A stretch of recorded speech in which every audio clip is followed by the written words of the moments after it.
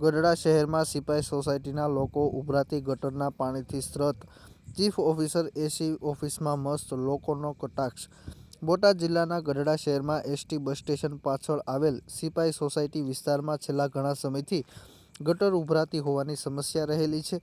આ સમસ્યા એટલી વિકરાળ બની ગઈ છે કે રહીશો ત્રાહિમામ પોકારી ઉઠ્યા છે. સતત ઉભરાતા ગટરના પાણીથી સમગ્ર વિસ્તારમાં દુર્ગંધ ફેલાઈ રહી છે. રોડ ઉપર ચાલવું પણ મુશ્કેલ બની રહ્યું છે અને ઘરની બહાર નીકળવું પણ મુશ્કેલ બની રહ્યું છે.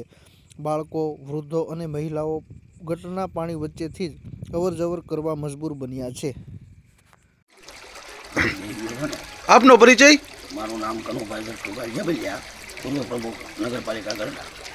અહીંયા કંઈક ગટરનો પ્રશ્ન છે, ગટર ઉભરાવાના પ્રશ્નો છે, લોકો ત્રાહિમામ છે, શું કહેશો?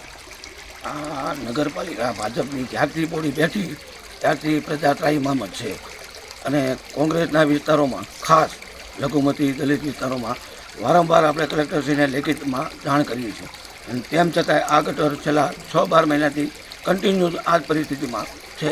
કોઈ ઓફિસમાં હાજર હોતા નથી. મોટાભાગના હોવાની મસ્તીમાં ઉભેલા હોય છે. કોર્પોરેટર કે ચૂંટાયેલા પ્રતિનિધિઓ 18 જણા ચૂંટણા છે, પણ કોઈ કરતાં કોઈ ચોકાતા નથી હોતા. તો આ અંગે જો તાત્કાલિક ધોરણે જો આ પ્રશ્ન હલ કરવામાં નહીં આવે તો આગામી ટૂંક સમયની અંદર કલેક્ટર કચેરી સાથે ધરણા કરવામાં આવશે. પાણી ગટર આ વિસ્તારમાં કેટલાય સમયથી પેન્ડિંગ પડ્યા છે અને ગટર લાઇન, પાણી લાઇન અને રોડ બરાબર મંજૂર થઈ ગયા. મંજૂર થઈ ગયા પણ શરૂ કરવા પડે ને. મંજૂર થઈ ગયા એવી વાત તો ઘણા ટાઈમથી એમને કરે જ છે, ના પાડતા જ નથી.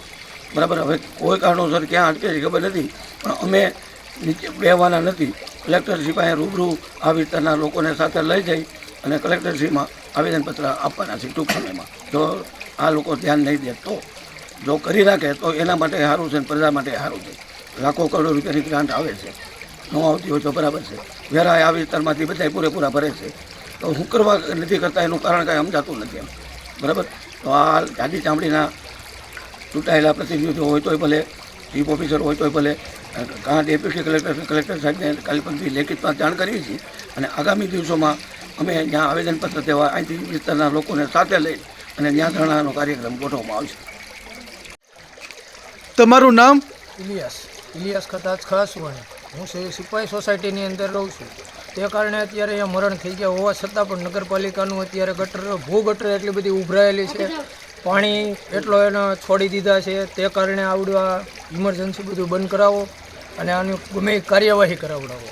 અત્યારે અહીંયા મરણ થઈ ગયું છે, અહીંયા કોઈ બેસી નથી શકતા. તમે મીડિયામાં લઈ શકો છો, બરાબર છે. અત્યારે અમારા સાહેબને હોતને અમે બોલાવેલા છીએ.